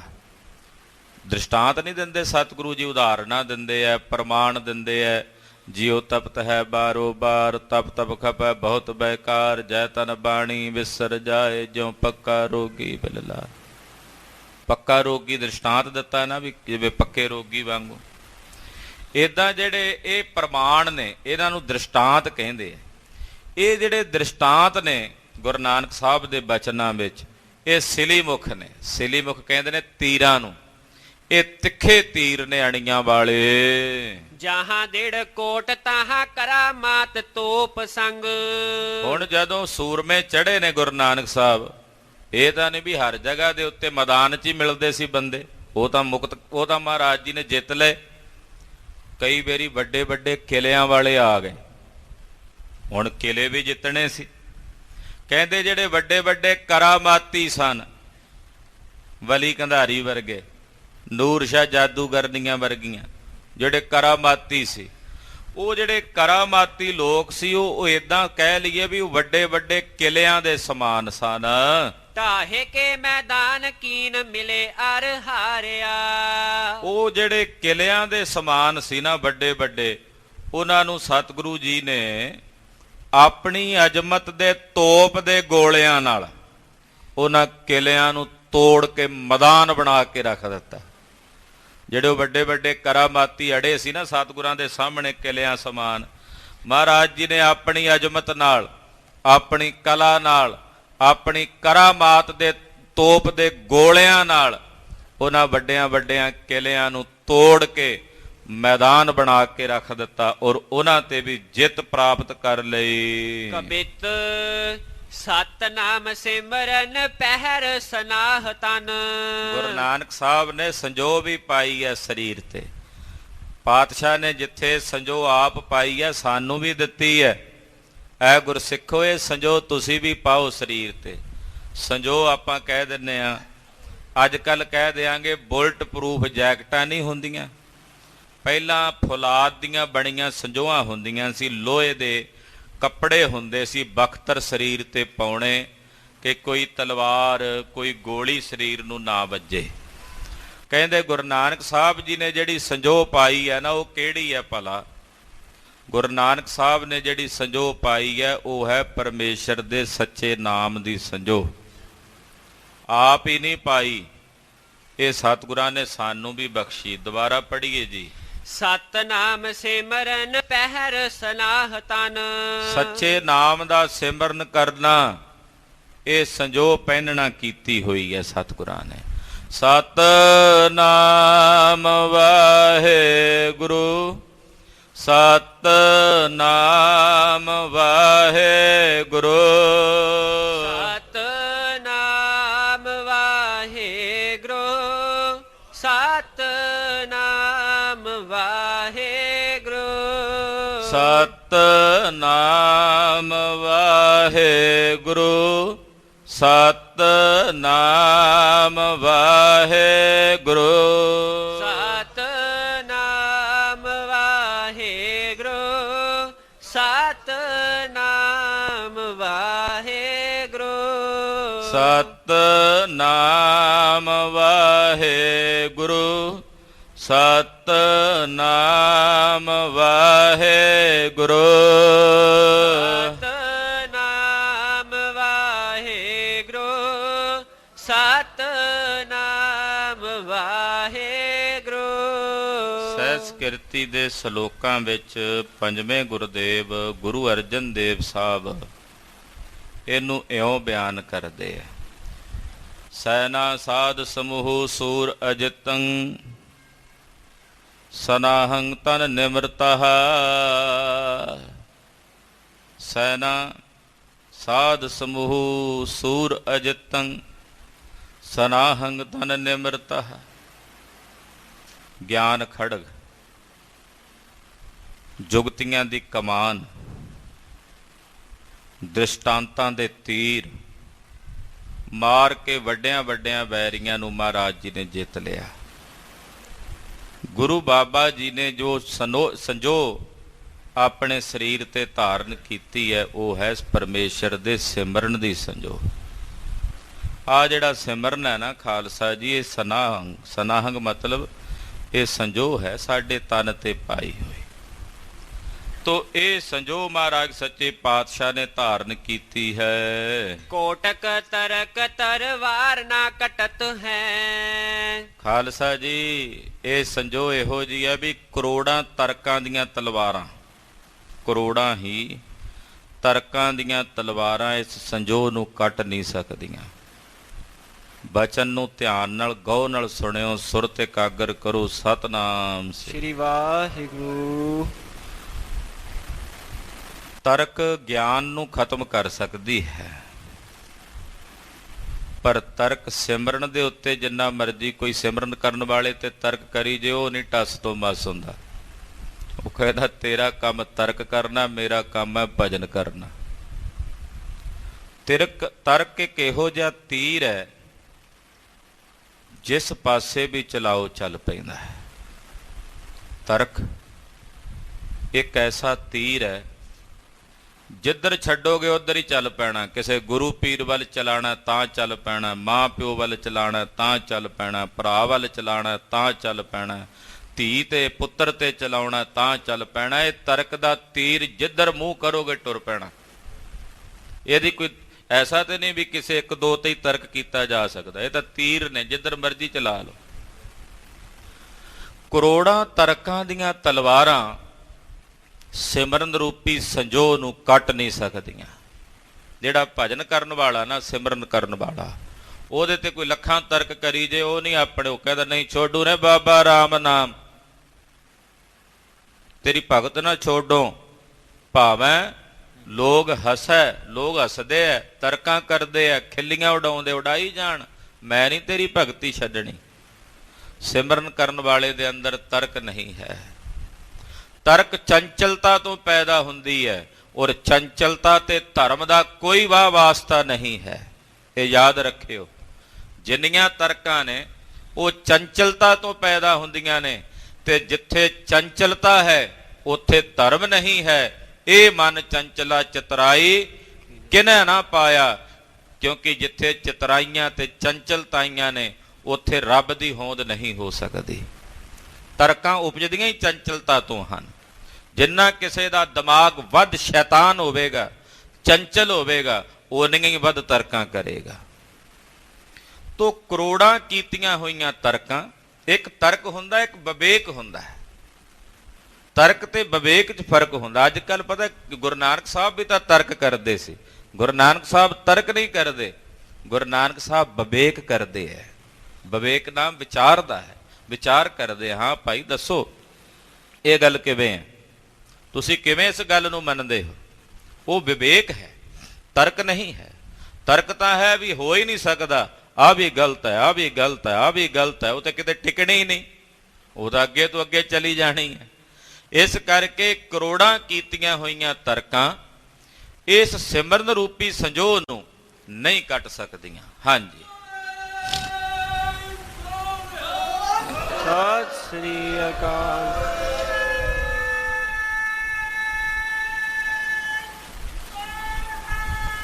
ਸਤਿ ਸ੍ਰੀ ਅਕਾਲ। ਨੀਵੋ ਮਨ ਰਾਖਨੋ ਅਗਾਰੀ ਹੈ ਸਿਪਰ ਦਿੜ। ਫਿਰ ਢਾਲ ਹੁੰਦੀ ਹੈ ਨਾ, ਢਾਲ। ਯੋਧੇ ਕੋਲ ਢਾਲ, ਗੁਰੂ ਨਾਨਕ ਸਾਹਿਬ ਕੋਲ ਢਾਲ ਕਿਹੜੀ ਹੈ? ਕਹਿੰਦੇ ਗੁਰੂ ਨਾਨਕ ਸਾਹਿਬ ਕੋਲ ਢਾਲ ਹੈ ਆਪਣਾ ਮਨ ਨੀਵਾਂ ਕਰਕੇ ਰੱਖਣਾ। ਇਹ ਢਾਲ ਹੈ, ਮਨ ਨੀਵਾਂ। ਸਿੱਖਾਂ ਦਾ ਮਨ ਨੀਵਾਂ, ਮਤ ਉੱਚੀ, ਮਤ ਪਤ ਕਾ ਰਾਖਾ ਆਪ ਅਕਾਲ ਪੁਰਖ ਵਾਹਿਗੁਰੂ। ਮਨ ਨੀਵਾਂ ਕਰਕੇ ਰੱਖਣਾ। ਕਹਿੰਦੇ ਜਿਹੜਾ ਮਨ ਨੀਵਾਂ ਰੱਖਣਾ, ਇਹ ਢਾਲ ਫੜੀ ਹੋਈ ਹੈ। ਰੋਸ ਰੂਪ ਤੀਰ ਜਾਂ ਕੋ ਛੋਏ ਨਾ ਸਕਤ ਹੈ। ਕਿਸੇ ਦੇ ਰੋਸ ਰੂਪੀ, ਗੁੱਸੇ ਰੂਪੀ ਜਿਹੜੇ ਤੀਰ ਨੇ, ਉਹ ਇਹਨੂੰ ਛੂ ਨਹੀਂ ਸਕਦੇ, ਕਿਉਂਕਿ ਇਹ ਢਾਲ ਹੈ ਨਾ। ਮਨ ਨੀਵਾਂ ਕਰਕੇ ਰੱਖਿਆ ਹੋਵੇ, ਕੋਈ ਲੱਖ ਗੁੱਸਾ ਕਰੀ ਜਾਏ, ਕੋਈ ਸਿਹਤ ਦੇ ਅਸਰ ਨਹੀਂ। ਜੇ ਮਨ 'ਚ ਥੋੜੀ ਜਿਹੀ ਵੀ ਹੰਕਾਰ, ਉਹ ਤੂੰ ਕੋਲੋਂ ਭਾਵੇਂ ਬੰਦਾ ਉਦਾਂ ਹੀ ਲੰਘਿਆ ਹੋਵੇ, ਮੁੱਛ ਤੇ ਹੱਥ ਜਾ ਫੇਰ ਕੇ ਓਏ ਤਾ ਦੇ ਕੇ ਲੰਘਦਾ। ਤੇ ਜੇ ਮਨ ਨੀਵਾਂ ਹੋਵੇ ਤੇ ਕੋਈ ਗੁੱਸੇ ਵਿੱਚ ਵੀ ਆ ਕੇ ਘੂਰ ਕੇ ਵੀ ਲੰਘ ਜੇ, ਤੇਰਾ ਆਪਣਾ ਕੰਮ ਹੈ, ਸਾਡਾ ਆਪਣਾ। ਦੋਵੇਂ ਗੱਲਾਂ ਨੇ। ਤੂੰ ਜਿਨ੍ਹਾਂ ਦਾ ਮਨ ਨੀਵਾਂ, ਉਹਨਾਂ ਦੇ ਉੱਤੇ ਕਿਸੇ ਦੇ ਗੁੱਸੇ ਰੂਪੀ ਤੀਰਾਂ ਦਾ ਕੋਈ ਅਸਰ ਨਹੀਂ ਹੁੰਦਾ। ਹਾਂਜੀ, ਕਰੁਣਾ ਕੀ ਰਥ ਉਪਕਾਰ ਕੇ ਤੁਰੰਗ ਜੋਰ। ਗੁਰੂ ਸਾਹਿਬ ਜਿਹੜੀ ਰਥ ਤੇ ਸਵਾਰ ਨੇ, ਉਸ ਰਥ ਦਾ ਨਾਮ ਹੈ ਕਰੁਣਾ। ਕਰੁਣਾ ਦੀ ਰਥ ਤੇ ਸਵਾਰ ਨੇ ਗੁਰੂ ਨਾਨਕ ਸਾਹਿਬ। ਆਹਾ, ਇੰਨੀ ਕਰੁਣਾ, ਇਤਨੀ ਕਰੁਣਾ। ਖਾਲਸਾ ਜੀ, ਇੱਕ ਸਮੁੰਦਰ ਹੁੰਦਾ ਨਾ, ਆਪਾਂ ਕਹਿੰਦੇ ਸਮੁੰਦਰ, ਖਬਰੇ ਕਰੋੜਾਂ ਸਮੁੰਦਰ ਵੀ ਗੁਰੂ ਨਾਨਕ ਸਾਹਿਬ ਦੀ ਕਰੁਣਾ ਦੇ ਸਾਹਮਣੇ ਬੋਣੇ ਜੇ ਪ੍ਰਤੀਤ ਹੋਣ। ਇਤਨੀ ਕਰੁਣਾ ਹੈ। ਕਰੁਣਾਲਿਆ ਹੈ, ਕਰੁਣਾਲਿਆ ਹੈ, ਅਰ ਘਾਲਿਆ ਹੈ। ਕਰੁਣਾਲਿਆ, ਕਰੁਣਾ ਦੇ ਘਰ। ਗੁਰੂ ਸਾਹਿਬ ਜਿਹੜੀ ਰਥ ਤੇ ਸਵਾਰ ਨੇ, ਉਸ ਰਥ ਦਾ ਨਾਮ ਹੈ ਕਰੁਣਾ। ਕਰੁਣਾ ਦੀ ਰਥ ਤੇ ਗੁਰੂ ਨਾਨਕ ਸਾਹਿਬ ਜੀ ਸਵਾਰ ਨੇ। ਉਪਕਾਰ ਕੇ ਤੁਰੰਗ ਜੋਰ। ਹੁਣ ਰੱਥ ਟੋਰਨ ਵਾਸਤੇ ਘੋੜੇ ਵੀ ਚਾਹੀਦੇ ਨੇ। ਕਹਿੰਦੇ ਜਿਹੜੇ ਰੱਥ ਤੇ ਕਰੁਣਾ ਦੀ ਰੱਥ ਤੇ ਸਤਿਗੁਰੂ ਸਵਾਰ ਨੇ ਨਾ, ਉਸ ਰੱਥ ਦੇ ਅੱਗੇ ਉਪਕਾਰ ਰੂਪੀ ਘੋੜੇ ਜੋੜੇ ਹੋਏ ਐ। ਉਪਕਾਰ ਕੇ ਤੁਰੰਗ ਜੋਰ। ਉਪਕਾਰ ਦੇ ਘੋੜੇ, ਯਾਨੀ ਕਿ ਉਪਕਾਰ ਹੀ ਉਪਕਾਰ ਕਰਨਾ, ਪਰ ਉਪਕਾਰ ਹੀ ਕਰਨਾ। ਸਤਿਗੁਰੂ ਜਿੱਥੇ ਗਏ ਉਪਕਾਰ ਹੀ ਕੀਤਾ ਗੁਰੂ ਨਾਨਕ ਸਾਹਿਬ ਨੇ। ਉਹ ਉਪਕਾਰ ਦੇ ਘੋੜੇ ਜੋੜੇ ਹੋਏ ਨੇ। ਸਤ ਕੀਨੋ ਸੂਤ ਬ੍ਰਿਤ ਡੋਰਨ ਜਟਤ ਹੈ। ਜਿਹੜਾ ਸੱਤ ਹੈ, ਸੱਤ ਗੁਰੂ ਨਾਨਕ ਸਾਹਿਬ ਕੋਲ ਜਿਹੜਾ ਸੱਤ ਹੈ, ਉਹ ਹੈ ਇਹਨਾਂ ਘੋੜਿਆਂ ਦੀ ਲਗਾਮ। ਸੂਤ, ਸੂਤ ਕਹਿੰਦੇ ਨੇ ਲਗਾਮ ਨੂੰ। ਉਹ ਇਹਨਾਂ ਘੋੜਿਆਂ ਦੀ ਲਗਾਮ ਹੈ। ਸੱਤ ਨੂੰ ਰਥਵਾਈ ਬਣਾਇਆ, ਇਦਾਂ ਕਹਿ ਸਕਦੇ ਹਾਂ। ਸੂਤ ਨਾਮ ਹੁੰਦਾ ਰਥਵਾਈ ਦਾ, ਜਿਹੜਾ ਰੱਥ ਨੂੰ ਟੋਰਦਾ ਹੈ। ਸੱਤ ਜਿਹੜਾ ਹੈ ਉਹ ਗੁਰੂ ਸਾਹਿਬ ਜੀ ਦੀ ਇਸ ਰੱਥ ਦਾ ਰਥਵਾਹੀ ਹੈ। ਬ੍ਰਿਤ ਡੋਰਨ ਜਟਤ ਹੈ। ਜਿਹੜੀ ਸ਼ੁਭ ਵਿਰਤੀ ਹੈ ਉਹ ਮੰਨ ਲਓ ਵੀ ਇਹ ਸਵੈ ਸਰੂਪ ਵਿੱਚ ਜੋੜਨਾ ਆਪਣੀ ਬਿਰਤੀ ਨੂੰ। ਇਹ ਵਾਗਾਂ ਹਨ ਇਹ ਘੋੜੇ ਦੀਆਂ। ਧੀਰਜ ਸੰਤੋਖ ਦਾਨ ਆਦ ਜੇ ਵਿਗਿਆਨ ਜੋਧਾ। ਧੀਰਜ, ਸੰਤੋਖ, ਦਇਆ, ਖਿਮਾ, ਅਹਿੰਸਾ, ਵਿਵੇਕ, ਵੈਰਾਗ, ਇਹ ਜਿਤਨੇ ਵੀ ਸ਼ੁਭ ਗੁਣ ਨੇ ਇਹ ਗੁਰੂ ਨਾਨਕ ਸਾਹਿਬ ਦੇ ਨਾਲ ਸੂਰਮਿਆਂ ਦੀ ਫੌਜ ਚੜੀ ਹੈ। ਇਹ ਸਾਰੀ ਸੂਰਮਿਆਂ ਦੀ ਫੌਜ ਹੈ ਮਹਾਰਾਜ ਜੀ ਨਾਲ ਚੜੀ ਹੋਈ। ਕਿਹੜੇ ਕਿਹੜੇ ਸੂਰਮੇ ਨੇ ਗੁਰੂ ਨਾਨਕ ਸਾਹਿਬ ਦੀ ਫੌਜ ਵਿੱਚ?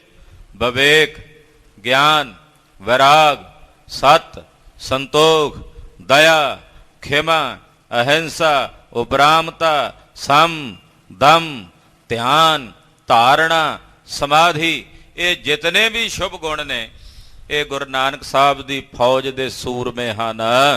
ਚੜੇ ਮੋਹ ਜੀਤ ਬੇ ਕੋ ਮਾਰ ਹੀ ਰਟਤ ਹੈ। ਕਹਿੰਦੇ ਫਿਰ ਹੁਣ ਇਹੋ ਜੀ ਫੌਜ ਤਿਆਰ ਕਰਕੇ, ਸਾਰਾ ਲਸ਼ਕਰ ਤਿਆਰ ਕਰਕੇ ਚੜ੍ਹਾਈ ਕਿੱਧਰ ਕੀਤੀ ਹੈ ਗੁਰੂ ਸਾਹਿਬ ਨੇ? ਪੁੱਛਿਆ ਗੁਰੂ ਨਾਨਕ ਸਾਹਿਬ ਨੇ ਕਿੱਧਰ ਚੜ੍ਹਾਈ ਕੀਤੀ ਹੈ? ਕਹਿੰਦੇ ਮੋਹ ਰੂਪੀ ਰਾਜੇ ਨੂੰ ਜਿੱਤਣ ਵਾਸਤੇ, ਮੋਹ ਰੂਪੀ ਰਾਜੇ ਨਾਲ ਲੜਨ ਵਾਸਤੇ, ਉਹਦੇ ਤੇ ਫਤਿਹ ਪ੍ਰਾਪਤ ਕਰਨ ਵਾਸਤੇ ਗੁਰੂ ਨਾਨਕ ਸਾਹਿਬ ਆ ਸਾਰਾ ਲਸ਼ਕਰ ਲੈ ਕੇ ਹਮਲਾ ਕਰਨ ਲਈ ਚੜੇ ਨੇ। ਮੋਹ ਰੂਪੀ ਰਾਜੇ ਨੂੰ ਜਿੱਤਣ ਵਾਸਤੇ ਮਾਰ ਹੀ ਰਟਤ ਹੈ। ਮਾਰ ਦਿਆਂਗੇ ਮੋਹ ਨੂੰ। ਜਿਵੇਂ ਸੂਰਮੇ ਜੰਗ ਵੇਲੇ ਹਮਲਾ ਕਰਨ ਵੇਲੇ ਕਹਿੰਦੇ ਮਾਰ ਦਿਆਂਗੇ ਦੁਸ਼ਮਣਾਂ ਨੂੰ, ਕਹਿੰਦੇ ਮੋਹ ਨੂੰ ਮਾਰ ਦਿਆਂਗੇ। ਇਹ ਰਟਦਿਆਂ ਹੋਇਆਂ ਚੜੇ ਹਨ। ਦੋਹਰਾ ਸ਼ਰਦਾ ਸਮਤਾ ਸੁਮਤ ਧਰਮ ਭਾਉ ਭਲੇ ਇਸ਼ਨਾਨ। ਸ਼ਰਦਾ, ਸਮਤਾ ਕਹਿੰਦੇ ਆ ਸਮਾਨ ਬਿਰਤੀ ਰੱਖਣੀ, ਸਮਦ੍ਰਿਸ਼ਟੀ। ਫਿਰ ਹੈ ਸੁਮਤ, ਸ੍ਰੇਸ਼ਟ ਬੁੱਧੀ, ਧਰਮ, ਭਾਉ ਤੇ ਚੰਗੇ ਭਲਾ ਇਸ਼ਨਾਨ। ਇਤਿਆਦਿਕ ਦਲ ਲੈ ਗੁਰੂ ਕਰਤ ਭਏ ਪ੍ਰਸਥਾਨ। ਇਹ ਸਾਰਾ ਦਲ ਲੈ ਕੇ ਗੁਰੂ ਨਾਨਕ ਸਾਹਿਬ ਜੀ ਨਨਕਾਣਾ ਸਾਹਿਬ ਤੋਂ ਚੜੇ ਨੇ। ਇਹ ਗੁਰੂ ਨਾਨਕ ਸਾਹਿਬ ਦੀ ਚੜ੍ਹਾਈ ਜਦੋਂ 6ਵੇਂ ਪਾਤਸ਼ਾਹ ਤੇ ਕਲਗੀਧਰ ਜੀ ਦੀ ਚੜ੍ਹਾਈ ਬਾਰੇ ਜ਼ਿਕਰ ਕਰਦੇ ਨਾ ਮਹਾਕਵੀ ਜੀ, ਉੱਥੇ ਵੀ ਮਹਾਰਾਜ ਜੀ ਦੀ ਸੂਰਬੀਰਤਾ ਦਾ ਅਲੰਕਾਰ ਬੰਨ੍ਹਦੇ ਆ। ਇੱਥੇ ਵੇਖੋ ਧਾਰਮਿਕ ਤੌਰ ਤੇ ਅਲੰਕਾਰ ਬੰਨਿਆ ਤੇ ਸੂਰਮੇ ਦਾ ਅਲੰਕਾਰ ਬੰਨਿਆ ਮਹਾਕਵੀ ਜੀ ਨੇ। ਕਹਿੰਦੇ ਗੁਰੂ ਨਾਨਕ ਸਾਹਿਬ ਨੇ ਚੜ੍ਹਾਈ ਕੀਤੀ ਹੈ, ਕਰੁਣਾ ਦੇ ਰੱਥ ਤੇ ਸਵਾਰ ਨੇ, ਉਪਕਾਰ ਦੇ ਘੋੜੇ ਲੱਗੇ ਹੋਏ ਆ ਅੱਗੇ, ਗਿਆਨ ਦੀ ਤਲਵਾਰ ਹੈ, ਆਹਾ ਜੁਗਤੀਆਂ ਦੀ ਕਮਾਨ ਹੈ, ਦ੍ਰਿਸ਼ਟਾਂਤਾਂ ਦੇ ਤੀਰ ਨੇ, ਔਰ ਪਰਮੇਸ਼ਰ ਦੇ ਸਿਮਰਨ ਦੀ ਸੰਜੋਹ ਹੈ, ਮਨ ਨੀਵਾ ਕਰਕੇ ਰੱਖਣਾ ਢਾਲ ਹੈ। ਇਹ ਸਾਰੇ ਅਸਤਰਾਂ ਸ਼ਸਤਰਾਂ ਸਮੇਤ ਮਹਾਰਾਜ ਗੁਰੂ ਨਾਨਕ ਸਾਹਿਬ ਜੀ ਨੇ ਰਾਏ ਭੋਏ ਦੀ ਤਲਵੰਡੀ ਤੋਂ ਚਾਲਾ ਮਾਰਿਆ ਹੈ। ਦੋਹਰਾ ਪੂਰਨ ਦੇਖਿਓ ਆਤਮਾ ਦ્વੈਤ ਹੈ ਸਰਬ ਨਿਵਾਰ। ਜਿਨ੍ਹਾਂ ਮਹਾਂਪੁਰਸ਼ਾਂ ਨੇ ਆਤਮਾ ਨੂੰ ਪਰਿਪੂਰਨ ਕਰਕੇ ਵੇਖਿਆ ਕਿ ਆਤਮਾ ਪਰਮੇਸ਼ਰ ਦੀ ਪਰਿਪੂਰਨ ਹੈ, ਸਰਬ ਥਾਈਂ ਸਰਬ ਜਗ੍ਹਾਵਾਂ ਵਿੱਚ ਆਤਮਾ ਪਰਮਾਤਮਾ ਦੀ ਪਰਿਪੂਰਨ ਹੈ, ਔਰ ਪਰਿਪੂਰਨ ਆਤਮਾ ਨੂੰ ਵੇਖ ਕੇ ਆਪਣੇ ਹਿਰਦੇ ਚੋਂ ਦ્વੈਤ ਦਾ ਨਾਸ਼ ਕੀਤਾ ਹੈ। ਦ્વੈਤ ਹੈ ਸਰਬ ਨਿਵਾਰ। ਜਿਨ੍ਹਾਂ ਸੰਤ ਜਨਾਂ ਨੇ, ਜਿਨ੍ਹਾਂ ਮਹਾਂਪੁਰਸ਼ਾਂ ਨੇ ਆਪਣੇ ਅੰਦਰੋਂ ਦ્વੈਸ਼ ਨੂੰ ਨਿਵਾਰ ਦਿੱਤਾ ਹੈ। ਭਏ ਸ਼ਾਂਤ ਮਨ ਸੰਤ ਜੇ ਤਿਨ ਪਦ ਨਮੋ ਹਮਾਰ। ਜਿਹੜੇ ਸੰਤ ਜਨ ਸ਼ਾਂਤ ਹੋ ਗਏ ਨੇ, ਐਸੇ ਸੰਤ ਜਨ, ਉਹਨਾਂ ਦੇ ਚਰਨਾਂ ਤੇ ਮੇਰੀ ਨਮਾਮ ਹੈ। ਉਹਨਾਂ ਸੰਤ ਜਨਾਂ ਦੇ ਚਰਨਾਂ ਤੇ ਮੇਰੀ ਨਮਾਮ ਹੈ, ਨਮਸਕਾਰ ਹੈ। ਸ਼੍ਰੀ ਬਾਲਾ ਸੰਦੂਰ ਵਾਚ ਚੌਪਈ ਹਿਤ ਤੀਰਥ ਕੇ ਕੀਨ ਉਦਾਸੀ। ਕਹਿੰਦੇ ਤੀਰਥ ਯਾਤਰਾ ਵਾਸਤੇ, ਯਾਨੀ ਕਿ ਹਰਿਦੁਆਰ, ਕੁਰੂਕਸ਼ੇਤਰ, ਇਹਨਾਂ ਪਾਸੇ ਜਾਣ ਵਾਸਤੇ ਮਹਾਰਾਜ ਜੀ ਨੇ ਉਦਾਸੀ ਕੀਤੀ ਹੈ। ਕਰਨ ਨਿਹਾਲ ਨਰਨ ਸੁਖ ਰਾਸੀ। ਜੀਵਾਂ ਨੂੰ ਨਿਹਾਲ ਕਰਨ ਵਾਸਤੇ ਸਤਿਗੁਰੂ ਜੀ ਚੱਲੇ ਹਨ। ਪ੍ਰਥਮੈ ਕੁਰਖੇਤਰ ਮਹਿ ਆਏ। ਚੱਲ ਕੇ ਸਤਿਗੁਰੂ ਸੱਚੇ ਪਾਤਸ਼ਾਹ ਜੀ ਕੁਰੂਕਸ਼ੇਤਰ ਪਹੁੰਚੇ ਹਨ। ਵੈਸੇ ਏਕ ਥਾਨ ਮਨ ਪਾਏ। ਕੁਰੂਕਸ਼ੇਤਰ ਮਹਾਰਾਜ ਜੀ ਦਾ ਸਥਾਨ ਹੈ ਗੁਰੂ ਨਾਨਕ ਪਾਤਸ਼ਾਹ ਦਾ। ਪਾਤਸ਼ਾਹੀ ਪਹਿਲੀ, 6ਵੀਂ ਪਾਤਸ਼ਾਹੀ, 9ਵੀਂ ਪਾਤਸ਼ਾਹੀ ਮਹਾਰਾਜ ਜੀ ਦੇ ਸਥਾਨ ਨੇ ਕੁਰੂਕਸ਼ੇਤਰ ਵਿੱਚ। ਤੋ ਧੰਨ ਗੁਰੂ ਨਾਨਕ ਸਾਹਿਬ ਜੀ ਜਿਸ ਸਥਾਨ ਤੇ ਆਏ ਉਹਨੂੰ ਪਾਤਸ਼ਾਹੀ ਪਹਿਲੀ ਕਹਿੰਦੇ ਹਨ। ਤੋ ਕੁਰੂਕਸ਼ੇਤਰ ਸਤਿਗੁਰੂ ਸੱਚੇ ਪਾਤਸ਼ਾਹ ਜੀ ਆਏ। ਸੂਰਜ ਪਰਬ ਹੁਤੋ ਤਿਹ ਕਾਲਾ। ਜਦੋਂ ਆਏ ਉਸ ਦਿਨ ਸੂਰਜ ਗ੍ਰਹਿਣ ਦਾ ਮੇਲਾ ਸੀ। ਕੁਰੂਕਸ਼ੇਤਰ ਵਿੱਚ ਸੂਰਜ ਗ੍ਰਹਿਣ ਦਾ ਬੜਾ ਵੱਡਾ ਮੇਲਾ ਲੱਗਦਾ ਹੈ। ਉਹਨੂੰ ਸੂਰਜ ਗ੍ਰਹਿਣ ਦਾ ਮੇਲਾ ਕਹਿੰਦੇ ਆ। ਬੜੀ ਦੁਨੀਆ ਉੱਥੇ ਇਕੱਠੀ ਹੁੰਦੀ ਹੈ। ਜਿਹੜਾ ਕੁਰੂਕਸ਼ੇਤਰ ਹੈ ਇਹਨੂੰ ਸਨਾਤਨ ਧਰਮ ਦੇ ਵਿੱਚ ਬੜਾ ਪਵਿੱਤਰ ਸਥਾਨ ਮੰਨਿਆ। ਇਹਨੂੰ ਥਾਨੇਸ਼ਵਰ ਵੀ ਕਹਿੰਦੇ ਆ। ਥਾਨੇਸ਼ਵਰ, ਈਸ਼ਵਰ ਦਾ ਥਾਨ। ਪੁਰਾਣਕ ਮਤ ਅਨੁਸਾਰ ਉਹ ਇਹ ਕਹਿੰਦੇ ਹਨ ਕਿ ਇੱਥੇ ਈਸ਼ਵਰ ਨੇ ਚੌਂਕੜਾ ਮਾਰਿਆ ਸੀ। ਈਸ਼ਵਰ ਨੇ ਇੱਥੇ ਚੌਂਕੜਾ ਮਾਰਿਆ ਸੀ, ਉਹ ਜਗ੍ਹਾ ਹੈ, ਤਾਂ ਇਹਨੂੰ ਥਾਨੇਸ਼ਵਰ ਵੀ ਕਹਿੰਦੇ ਆ। ਜਦੋਂ ਪਾਂਡਵਾਂ ਤੇ ਕੌਰਵਾਂ ਨੇ ਲੜਨਾ ਸੀ, ਉਹਨਾਂ ਨੇ ਵੀ ਇਸੇ ਕਰਕੇ ਕੁਰੂਕਸ਼ੇਤਰ ਦੀ ਜਗ੍ਹਾ ਚੁਣੀ ਸੀ ਵੀ ਇਹ ਬੜੀ ਪਵਿੱਤਰ ਜਗ੍ਹਾ ਹੈ। ਬੜਾ ਵੱਡਾ ਉੱਥੇ ਬ੍ਰਹਮ ਸਰੋਵਰ ਹੈ। ਤੋ ਦੂਰ ਤੱਕ ਤੀਰਥ ਹੀ ਤੀਰਥ ਨੇ ਕੰਢਿਆਂ ਤੇ। ਤੋ ਇਹ ਬੜਾ ਵੱਡਾ ਤੀਰਥ ਧਰਮ ਕਸ਼ੇਤਰੇ, ਕੁਰੂਕਸ਼ੇਤਰੇ, ਇੱਦਾਂ ਇਹਨੂੰ ਧਰਮ ਦਾ ਥਾਂ ਕਿਹਾ ਵੀ ਇਹ ਧਰਮ ਦਾ ਸਥਾਨ ਹੈ। ਕੁਰੂਕਸ਼ੇਤਰ ਜਿਹੜਾ ਇਹ ਧਰਮ ਦਾ ਸਥਾਨ ਹੈ। ਭਗਵਾਨ ਕ੍ਰਿਸ਼ਨ ਜੀ ਨੇ ਗੀਤਾ ਵਿੱਚ ਸ਼ਲੋਕ ਲਿਖਿਆ, ਧਰਮ ਕਸ਼ੇਤਰੇ ਕੁਰੂਕਸ਼ੇਤਰੇ। ਤੋ ਇਹ ਧਰਮ ਦਾ ਕਸ਼ੇਤਰ ਹੈ। ਸਤਿਗੁਰੂ ਗੁਰੂ ਨਾਨਕ ਸਾਹਿਬ ਜੀ ਜਦੋਂ ਇੱਧਰ ਗਏ ਨੇ, ਉਸ ਦਿਨ ਇੱਥੇ ਸੂਰਜ ਗ੍ਰਹਿਣ ਦਾ ਮੇਲਾ ਸੀ। ਮੇਲਾ ਇਕੱਠੋ ਭਇਓ ਬਿਸਾਲਾ। ਬੜਾ ਵੱਡਾ ਮੇਲਾ ਲੱਗਾ ਸੀ। ਬੜੀ ਦੁਨੀਆ ਮੇਲੇ ਤੇ ਇਕੱਠੀ ਹੋਈ ਸੀ। ਦਵਿਜਿਆਦਿਕ ਜੇ ਚਾਰੋਂ ਵਰਨੇ। ਚਾਰਾਂ ਵਰਣਾਂ ਦੇ ਲੋਕ ਆਏ ਹੋਏ। ਬ੍ਰਾਹਮਣ ਬੜੇ ਸਨ ਇੱਥੇ ਆਏ ਹੋਏ, ਕਿਉਂਕਿ ਬ੍ਰਾਹਮਣ ਇਹੋ ਜਿਹੇ ਮੇਲਿਆਂ ਤੇ ਆ ਕੇ ਲੋਕਾਂ ਨੂੰ ਕਹਿੰਦੇ ਸੀ ਦਾਨ ਕਰੋ। ਤੋ ਬਹੁਤ ਸਾਰੇ ਬ੍ਰਾਹਮਣ ਇੱਥੇ ਆਏ ਹੋਏ ਨੇ ਆਵਤ ਭੇਹਿਤ ਮੱਜਨ ਕਰਨੇ। ਇਸ਼ਨਾਨ ਕਰਨ ਵਾਸਤੇ ਕਿ ਸੂਰਜ ਗ੍ਰਹਿਣ ਦਾ ਮੇਲਾ ਹੈ। ਤੋ ਇਸ਼ਨਾਨ ਕਰਨ ਵਾਸਤੇ ਬੜੀ ਦੁਨੀਆ ਇੱਥੇ ਆਈ ਹੋਈ ਹੈ। ਆਸ਼ਰਮ ਹੈ ਗ੍ਰਸਤ ਆਦਿਕ ਜੇਊ। ਜਿਹੜੇ ਚਾਰ ਆਸ਼ਰਮ ਨੇ, ਗ੍ਰਸਤੀ ਨੇ, ਬਾਨਪ੍ਰਸਤੀ ਨੇ, ਸੰਨਿਆਸੀ ਨੇ ਤੇ ਬ੍ਰਹਮਚਰਜ ਵਾਲੇ ਨੇ, ਉਹ ਵੀ ਸਾਰੇ ਆਏ ਹੋਏ ਨੇ। ਆਵਤ ਭੇ ਚਾਰੋਂ ਮਿਲਤੇਊ। ਚਾਰਾਂ ਆਸ਼ਰਮਾਂ ਦੇ ਲੋਕ ਬਹੁਤ ਇੱਥੇ ਆਏ ਹੋਏ ਨੇ ਮਿਲ ਕੇ। ਖਟ ਦਰਸ਼ਨ ਤੇ ਆਦ ਜੇ ਔਰਾ। ਜਿਹੜੇ 6 ਦਰਸ਼ਨ ਨੇ, ਜਿਵੇਂ ਮੀਮਾਂਸਕ ਨੇ, ਨਿਆਇਕ ਨੇ, ਵੇਦਾਂਤੀ ਨੇ, ਉਹ 6 ਸ਼ਾਸਤਰੀ ਜਿਹੜੇ ਉਹ ਵੀ ਆਏ ਹੋਏ, ਉਹਨਾਂ ਨੂੰ ਮੰਨਣ ਵਾਲੇ ਹਨ। ਪੁਰਬ ਕਰਨ ਆਏ ਤੇ ਠੌਰਾ। ਸੂਰਜ ਗ੍ਰਹਿਣ ਦਾ ਪੁਰਬ ਮਨਾਉਣ ਵਾਸਤੇ, ਮੇਲਾ ਮਨਾਉਣ ਵਾਸਤੇ ਆਏ ਹਨ। ਸ੍ਰੀ ਨਾਨਕ ਠਾਨੀ ਮਨ ਐਸੇ। ਧੰਨ ਗੁਰੂ ਨਾਨਕ ਸਾਹਿਬ ਜੀ ਮਹਾਰਾਜ ਜੀ ਨੇ ਮਨ 'ਚ ਵਿਚਾਰ ਕੀਤੀ, ਦਿਲ ਸੋ ਚਰਚਾ ਕਰੀਏ ਕੈਸੇ। ਇਹ ਬੜਾ ਵੱਡਾ ਮੇਲਾ, ਬੜੀ ਦੁਨੀਆ ਆਈ ਹੈ ਇੱਥੇ, ਤੇ ਇੱਥੇ ਚਰਚਾ ਹੋਣੀ ਚਾਹੀਦੀ, ਵਾਰਤਾਲਾਪ ਹੋਣੀ ਚਾਹੀਦੀ ਹੈ। ਜਿੱਥੇ ਚਰਚਾ ਹੋਵੇ, ਐਡੀ ਵੱਡੇ ਦੁਨੀਆ ਦੇ ਇਕੱਠ ਦੇ ਵਿੱਚ ਕੋਈ ਚੰਗੀ ਚਰਚਾ ਹੋਵੇਗੀ, ਸੁਹਿਰਦ ਚਰਚਾ ਹੋਵੇਗੀ, ਲੋਕਾਂ ਤੱਕ ਵਧੀਆ ਮੈਸੇਜ ਜਾਏਗਾ। ਇਹ ਥੋੜ੍ਹੀ ਆ ਵੀ ਇਕੱਠ ਜਿਹਾ ਕੀਤਾ। ਅੱਜ ਕੱਲ੍ਹ ਹੁੰਦੀਆਂ ਨੇ ਮੀਟਿੰਗਾਂ, ਕਹਿੰਦੇ ਜੀ ਮੀਟਿੰਗਾਂ ਨੇ। ਉਹ ਮੀਟਿੰਗਾਂ ਹੁੰਦੀਆਂ ਵੀ ਹੁੰਦੀਆਂ ਤਾਂ ਹੁੰਦੀਆਂ, ਉਹ ਵਾਰਤਾਲਾਪ ਵਾਸਤੇ ਹੁੰਦੀਆਂ। ਪਰ ਉੱਥੇ ਵਾਰਤਾਲਾਪ ਦੀ ਬਜਾਏ ਚਾਹਾਂ ਪੀਤੀਆਂ, ਕੋਲਡ ਡਰਿੰਕ ਪੀਤੇ, ਬਦਾਮ ਕਾਜੂ ਖਾਧੇ, ਚਲੇ ਗਏ। ਮੁੜ ਕੇ ਬਾਅਦ 'ਚ ਪੁੱਛਿਆ, ਉਹ ਅਗਲੀ ਮੀਟਿੰਗ ਤੇ ਰੱਖੋ, ਹੁਣ ਇਹ ਮੁੱਦਾ ਅਗਲੀ ਮੀਟਿੰਗ ਤੇ ਵਿਚਾਰਾਂਗੇ।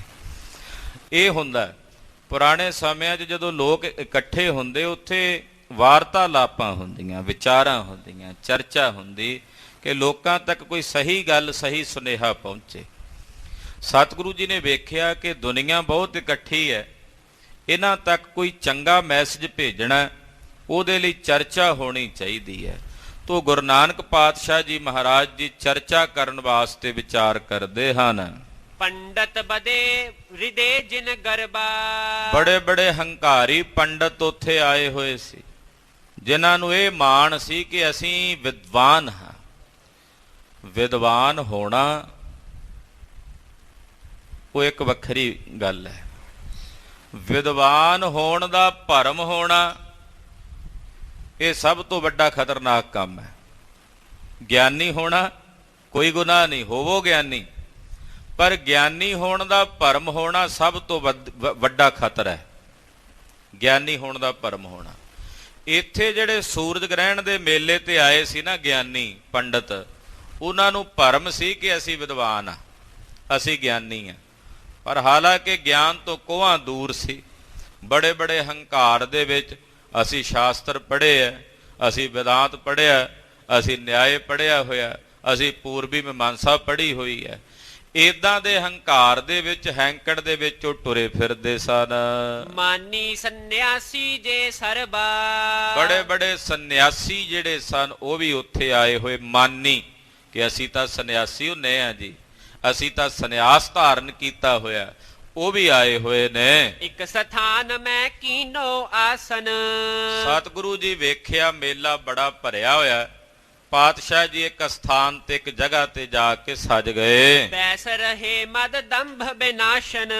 ਪਖੰਡ ਦਾ ਨਾਸ਼ ਕਰਨ ਵਾਲੇ ਜਗਤ ਗੁਰੂ ਬਾਬਾ ਜੀ ਗੁਰੂ ਨਾਨਕ ਸਾਹਿਬ ਜੀ ਸਜ ਗਏ, ਬੈਠ ਗਏ ਦੀਨ ਦੁਨੀਆ ਦੇ ਮਾਲਕ ਸਤਿਗੁਰੂ ਜੀ। ਮਰਦਾਨਾ ਤਬ ਗਾਵਨ ਲਾਗਾ। ਭਾਈ ਮਰਦਾਨਾ ਜੀ ਮਹਾਰਾਜ ਜੀ ਦੀ ਆਗਿਆ ਲੈ ਕੇ ਰਬਾਬ ਛੇੜੀ ਤੇ ਭਾਈ ਮਰਦਾਨਾ ਜੀ ਸਤਿਗੁਰਾਂ ਦੇ ਪਾਵਨ ਸ਼ਬਦਾਂ ਦਾ ਕੀਰਤਨ ਗਾਇਨ ਕਰਨ ਲੱਗੇ। ਮਧੁਰ ਰਾਗ ਸੋ ਔਰ ਅਨੁਰਾਗਾ। ਬੜੇ ਮਧੁਰ ਪਿਆਰੇ ਮਿੱਠੇ ਮਿੱਠੇ ਰਾਗਾਂ ਵਿੱਚ ਭਾਈ ਸਾਹਿਬ ਜੀ ਗਾਇਨ ਕਰਨ ਲੱਗੇ। ਦੇਹ ਛਿਨ ਇਕ ਰਾਨੀ ਸੁਤਲੀ ਨੇ। ਪਾਤਸ਼ਾਹ ਬੈਠੇ ਆ, ਭਾਈ ਮਰਦਾਨਾ ਜੀ ਕੀਰਤਨ ਕਰ ਰਹੇ ਨੇ। ਸੰਗਤ ਦੂਰ ਤੱਕ ਲੋਕ ਹੀ ਲੋਕ ਨੇ, ਇਕੱਠ ਹੀ ਇਕੱਠ ਹੈ। ਕੀਰਤਨ ਸੁਣਦਿਆਂ ਸੁਭਾਵਕ ਕਈ ਪ੍ਰੇਮੀ ਗੁਰੂ ਸਾਹਿਬ ਕੋਲ ਆਣ ਬੈਠੇ ਨੇ, ਜਿਨ੍ਹਾਂ ਨੂੰ ਕੀਰਤਨ ਸੁਣਦਿਆਂ ਮਨ ਨੂੰ ਸਕੂਨ ਮਿਲਿਆ। ਫਿਰ ਕੀਰਤਨ ਕਰਨ ਵਾਲੇ ਵੀ ਤਾਂ ਉਹ ਨੇ ਜਿਹੜੇ ਗੁਰੂ ਨਾਨਕ ਦੇ ਦਰਬਾਰ ਦੇ ਪਹਿਲੇ ਕੀਰਤਨੀਏ ਨੇ, ਭਾਈ ਮਰਦਾਨਾ ਜੀ। ਤੋਂ ਗਰੀਬ ਨਵਾਜ ਸਤਿਗੁਰੂ ਸੱਚੇ ਪਾਤਸ਼ਾਹ ਦੀ ਸ਼ਰਨ ਵਿੱਚ ਇੱਕ ਰਾਣੀ ਆਈ ਹੈ। ਹਾਂਸੀ ਦੇ ਇਲਾਕੇ ਦਾ ਰਾਜਾ ਹੈ, ਉਹਦੀ ਰਾਣੀ ਹੈ। ਉਹ ਮਹਾਰਾਜ ਜੀ ਦੇ ਚਰਨਾਂ ਵਿੱਚ ਪੁੱਜੀ ਹੈ। ਉਹ ਕਥਾ ਆਪ ਜੀ ਅਗਲਿਆਂ ਪ੍ਰਸੰਗਾਂ ਵਿੱਚ ਸਰਵਣ ਕਰੋਗੇ। ਗੁਰੂ ਸਾਹਿਬ ਜੀ ਦਾ ਇਤਿਹਾਸ ਕਥਨ ਕਰਦਿਆਂ ਹੋਈਆਂ ਭੁੱਲਾਂ ਚੁੱਕਾਂ ਦੀ ਖਿਮਾ ਕਰਨੀ, ਅਰਦਾਸ ਕਰਨੀ ਸਤਿਗੁਰੂ ਜੀ ਅੱਗੇ ਵਾਸਤੇ ਸਦ ਬੁੱਧੀ ਤੇ ਸੁਮਤ ਪ੍ਰਦਾਨ ਕਰਨ। ਸਾਧ ਸੰਗਤ ਜੀ ਬੇਨਤੀ ਹੈ, ਕੱਲ ਸ਼ਾਮ ਤੋਂ ਵੀਰਵਾਰ ਤੋਂ 7 ਤਰੀਕ ਤੋਂ ਸਮੇਂ ਦੇ ਵਿੱਚ 15 ਮਿੰਟ ਦੀ ਤਬਦੀਲੀ ਕੀਤੀ ਗਈ ਹੈ। ਕੱਲ ਸ਼ਾਮ ਨੂੰ ਇਤਿਹਾਸ ਦੀ ਕਥਾ 5 ਤੋਂ 6 ਵਜੇ ਤੱਕ ਹੋਵੇਗੀ। ਸੋਦਰ ਦੀ ਚੌਂਕੀ 6 ਤੋਂ 7 ਵਜੇ ਤੱਕ। ਸ੍ਰੀ ਰਹਿਰਾਜ ਸਾਹਿਬ ਜੀ ਦੇ ਪਾਠ 7 ਵਜੇ ਤੋਂ 7:45 ਤੱਕ। ਆਰਤੀ ਕੀਰਤਨ 7:45 ਤੋਂ 8:25 ਤੱਕ। ਔਰ ਸਮੁੱਚੀ ਸਮਾਪਤੀ ਜੋ ਹੈ ਉਹ 10:15 ਵਜੇ ਤੱਕ ਹੋਵੇਗੀ। ਕੱਲ ਸ਼ਾਮ ਨੂੰ ਇਤਿਹਾਸ ਦੀ ਕਥਾ 5 ਤੋਂ 6 ਵਜੇ ਤੱਕ ਹੋਵੇਗੀ। ਆਪ ਜੀ ਨੇ ਸਮੇਂ ਸਿਰ ਹਾਜ਼ਰੀਆਂ ਭਰ ਕੇ ਗੁਰੂ ਦਾ ਸਰਵਣ ਕਰਨਾ ਜੀ। ਵਾਹਿਗੁਰੂ ਵਾਹਿਗੁਰੂ ਵਾਹਿਗੁਰੂ ਵਾਹਿਗੁਰੂ ਵਾਹਿਗੁਰੂ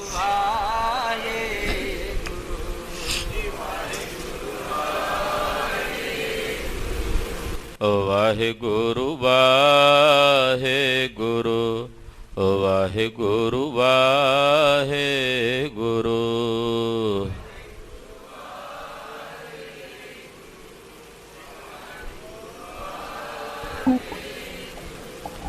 ਵਾਹਿਗੁਰੂ ਵਾਹਿਗੁਰੂ